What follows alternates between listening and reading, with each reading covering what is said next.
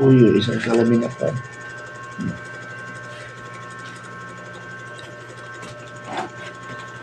Okay, magandang gabi sa ating lahat. Nagpalit ang salamin kasi hindi makabasa yung isa patas.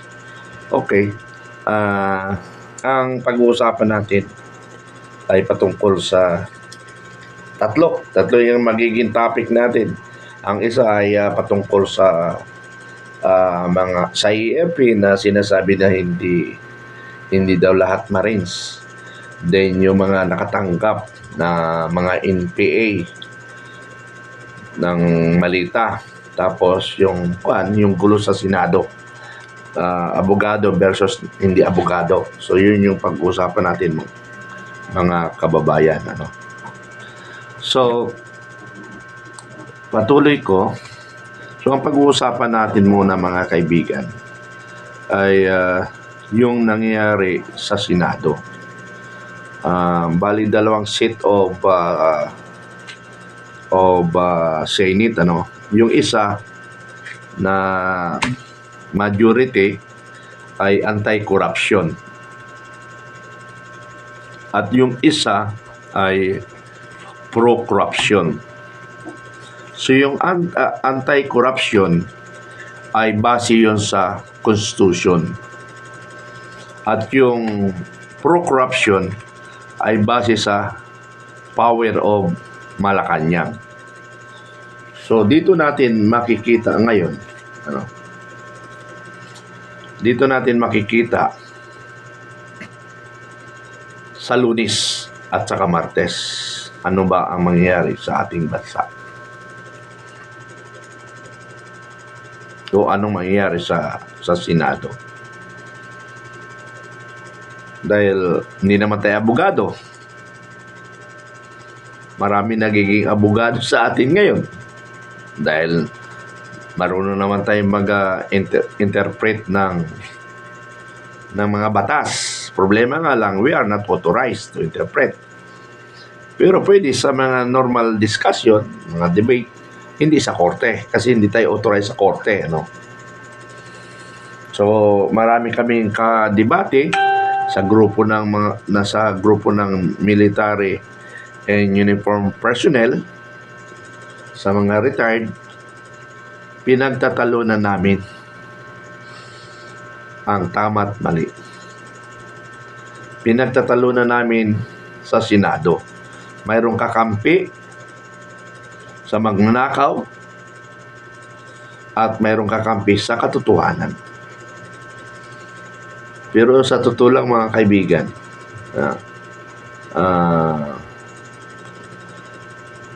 dahil doon sa discussion, maraming mga senior ko doon na nahila ko.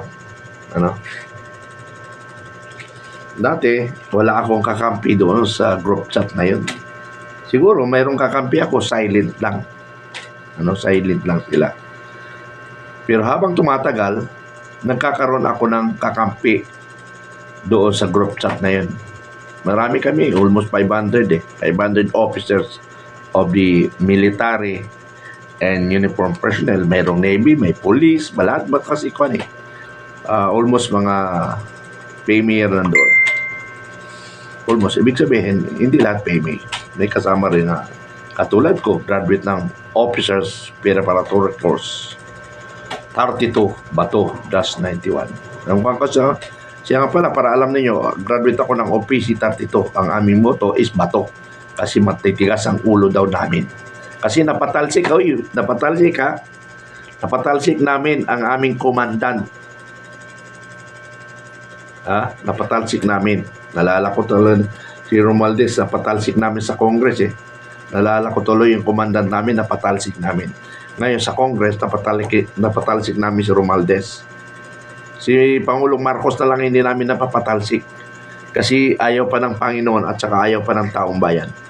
So kasi taong bayan naman maghuhusgay kung talagang napupuno ng taong bayan, dapat patalsikin na si Marcos Jr. katulad ng ama niya na pinatalsik ng taong bayan. So mayroon na Marcos Jr. papatalsikin ng taong bayan. Pero depende Depende sa taong bayan yan o depende sa ating Panginoon. Okay, patuloy tayo. Doon sa Senado, nagbanta si Bendalo na arestuhin niya daw si Senador Marcolita na sinasabi siyang pang matanda. Tatanda ka rin na Ben Tolpo, Erwin Tolpo ba yan? Alam nyo mga Tolpo brothers, sinira niyo yung pangalan ninyo eh. Taga-anga nyo ako eh. Ha? Taga-anga nyo ako pero sinira nyo. Mula nang pumasok kayo sa politika, mga gonggong na kayo. Mukhang pera pala kayo eh. Akala ko eh, matulungin kayo. Ay, lentek. Kaya nga sabi ko nga, I'm sorry do sa mga nagtitiwala sa akin at mga followers. Na Colonel Mitran, buddy, sir, tumakbo ka na ng politika, party list. Sabi ko, pag pumasok ako ng politika, lalamunin ako ng sistema. Tulad ng Tolpo Brothers, tulad ni Lacson, tulad ni Gringo Nasan, sila sir, mga PB71. Lalo na yung may kanta Asong Trililing. Asong Trililing, may kanta. So maraming politician, hindi ko sinasabi lahat maraming mga retired military and uniform personnel na nag-retire, pumasok sa politika. Mayroong mga nakain, nalamon ng sistema. Pero mayroon naman hindi. At wala si General Ambel. Naging governor ng Eastern Samar. Dahil mahigpit siya, akala niya military pa yung kanya nasagupan. Mahigpit. Ay, hindi, nanalo. Pero si General Magalong, naging mayor sa Baguio City, naging okay siya. Naging maganda yung kanyang pamalakad, kaya naka-2 termino na siya. Hindi naman siya corrupt. Pero may mga allegation na corrupt. Yung daw, yung ilaw na, di ba sa kalsada, may mga kulay-kulay. Pinagkakitaan pala yan eh. Yan yung issue kay General Magalong na pansira sa kanya. Pero hindi ko alam. Depende na sa investigation. So, pag pumasok kasi tayo ng politikas, sinisigurado ko makakain tayo ng sistema. Pero ako, sigurado ko na pag ako nakapasok sa politika, aalis ako. Bakit? Lalamunin ako sa sistema. Sabi ko nga sa inyo, mga kaibigan, walang politician na hindi magnanakaw. Name names. Sinong politician na hindi magnanakaw? Name names. Sinong politician na hindi magnanakaw? Sigurado ako, wala. Ibig sabihin, mayroon kasing barya na nanakaw. Halimbawa, mayroon siyang empleyado. Katulad ni Trililing, may empleyado siya. Halos lahat ng mga kasama niya sa ukod, kasama niya sa pinasweldohan, which is illegal na. Pero okay yun siya kasi mga bata niya, pinasweldohan niya. Pero pati katulong kasama sa sinisweldohan eh. So yun ang ibig ko sabihin, na may corruption pa rin. Halimbawa, congressman, siyempre utang na loob. 1530. Di ba? Marami naman yan, hindi lang naman sa basta mayroong 1530, lahat yan mayroong corruption. Okay, balik tayo sa Senado. Ano ba ang mangyari sa Lunes at saka sa Martes? Totoo ba yung banta ni Erwin Tulfo na arestuhin niya si Senador Marcolita? Di magkasubukan, abogado versus hindi abogado. Tingnan natin.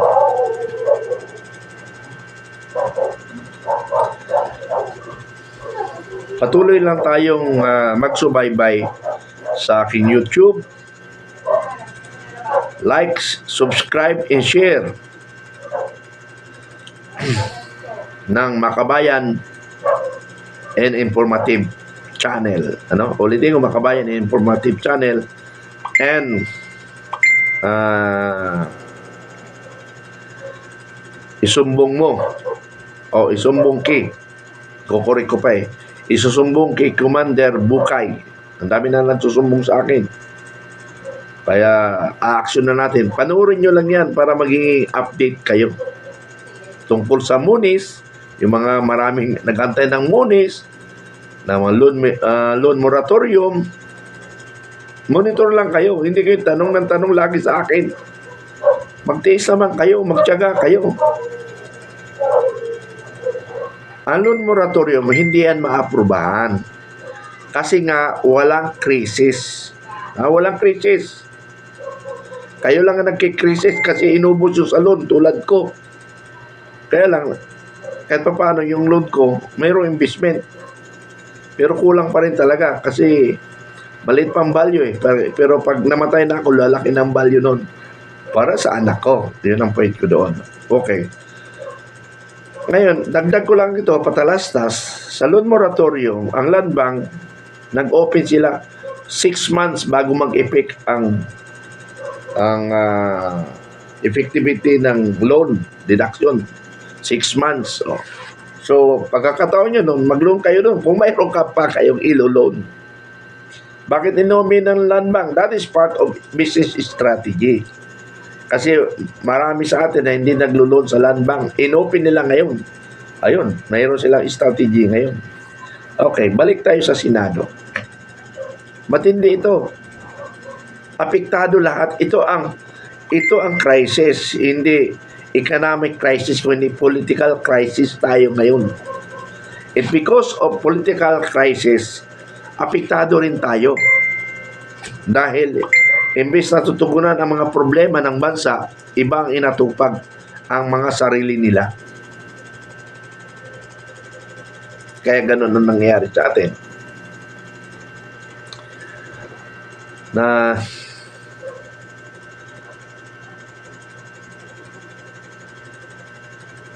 pinag-usapan yung revelation ng Marines. Atin ba yung Marines doon sa kay Senador Tulfo? Hindi atin yun kasi gagaguhin lang ni Tulfo. Siya nga yung na-involve doon Di ba siya nga na-involve doon, binibigyan ng 5 babae. Mamimili siya kung magkano. Ngayon, pag nagustuhan niya, nagtitip ng 250,000. Ay, grabe Ang dami kasi. Mula nung kasing napag-usapan yata yung Meralco. Meralco ba yun na may sumingaw na 2 billion na isupalpal sa mukha ni Tulfo? Tulfo na lang kasi hindi ko matanda kung anong pangalan nun Sino yun Hindi ko na ma-recall Hindi ko matanda kung sinong Ermen at saka sinong Rafi, sinong si Vince at saka Sermon lang ang kilala ko na talaga siya kanya na talaga Ramon Tulfo. Okay. Sana yung mga Tulfo brothers hindi na sila pumasok sa politika kasi effective silang tumulong Pero tama rin yung binibigay information sa akin kaya nakagat nila Tulfo pag alam nila magkapera sila at para kung alam nilang sisikat sila. So ganun sila. Ayun, sumikat na sila kaya kilalang kilala sa buong Pilipino. Yung pala mandurugas rin. Oy, Tulfo. Kaya nga ako pumalit sa inyo, kaya nga pinalitan ko kayo isumbong kay Commander Bukay. Marami na nagsusumbong sa akin. Oy, palala ko, patalastas ko. O yung taga Bureau of Custom. Taga Bureau of Custom, wake up, gising kayo. Yung mga incentive ng personnel ninyo, milyon-milyon yan, ayaw nyo ibigay. Bakit ayaw nyo ibigay? Sabi nyo, bahala na kayo magnakaw dyan, maraming pera nun sa custom. Gago kayo taga-custom, marami na kayong pera, hindi kayo naawa sa mga empleyado nyo, tuloy na isipan magnakaw, didiskarte sila. Hindi tama yan. Oy, panawagan ko yung incentive Maraming incentive allowance dyan sa Bilunam. Narinig ko yan. Sa Bilunam, may problemang receive dyan. Sa Veterans Hospital, meron rin. Doon sa Northern Samar, yung mga BSW, nagreklamo sila, yung allowance sila hindi na ibibigay. So wake up, pakishare. Share and subscribe my YouTube and my FB account, isumbong kay Commander Bukay. No? Okay. Balik tayo. Yung Inabel, Inabel. Nawalan ng bag anak ko, dumating kami sa Samar. Walang sinuot ang anak ko kasi nawala. Worth 10,000 yung nawalang bag. Yung mga gamit ng anak ko hanggang ngayon. Hindi pa nagtuturuan sila kung sino magbabayad. Ibabayaran lang ako ng 3,000. Sabi ko, di ba sa inyo na yung 3,000? Ilalabas ko na lang ang katotohanan. Marami nang nanakawan. Marami nang nawalan niya sa Elabil. Pakishare kasi kawawa yung mga taga-Samar o Bicol o taga-Bisaya. Biyahe ng Inabel. Pag nawala, quits lang. Hindi lang sinasagot. Anong klaseng pamunuan yan? May nawala, hayaan nyo lang. Gusto nyo lang kumita, mga tarantado kayo taga-Ilabel, ha? May araw kayo mga nawalan sa Ilabel. Yung mga nawalan sa Ilabel, biyahe ng Bicol, Bisaya, isumbong kay Commander Bukay. I-chat nyo ako, anya sa FB account ko, isumbong kay Commander Bukay. Para action na natin. Sabay-sabay tayo magreklamo sa LTFRB. Ano? So, balik tayo sa Senado. Kaya, magtulungan tayo, magkaisa tayo. Kung hindi na tama, dapat kumilos na tayo. Kasi nga, ayaw ng Malacanang na matuloy ang investigation sa flood control project kasi lalabas ang mastermind. Ang mastermind, alam naman natin, ang ating Pangulong ng Pilipinas. Sana naman si Speaker Romualdez magsalita na para matapos na ito. Si Saldico magsalita na rin para magiging klaro na lahat ng usapin. Kaya nga challenge ko sa mga kabaro ko, paano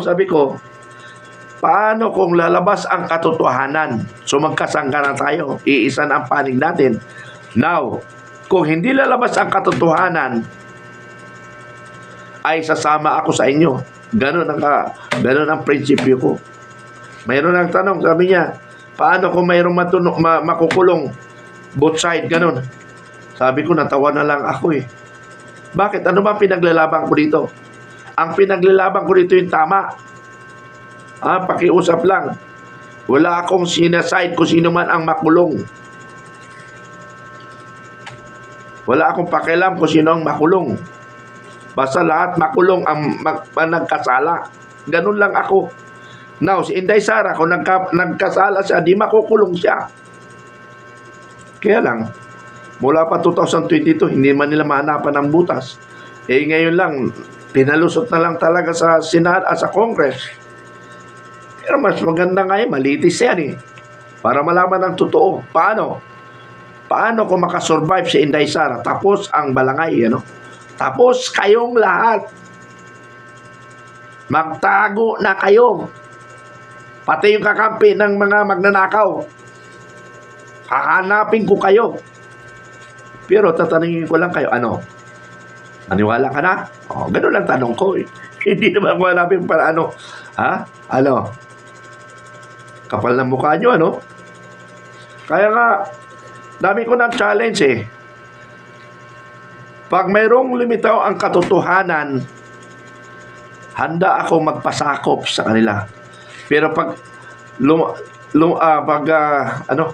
hindi lumitaw ang katotohanan, yun, magpapasakop ako sa kanila. Pero pag lumitaw ang katotohanan, magpapasakop kayo sa akin, sa paniniwala. Ganun lang yun. Akala ng isang nagko-comment sa akin na para may pinagtatakpan ako. Ang dami ko na explanation na para bang one-sided ako. Hindi ako one-sided. One-sided lang ako kay Inday Sara because alam ko ang totoo. Alam ko ang puso niya. Alam ko ang puso ni Inday Sara at alam ko ang puso ng Duterte. Ang sinasagot ko lang dito, ang Duterte,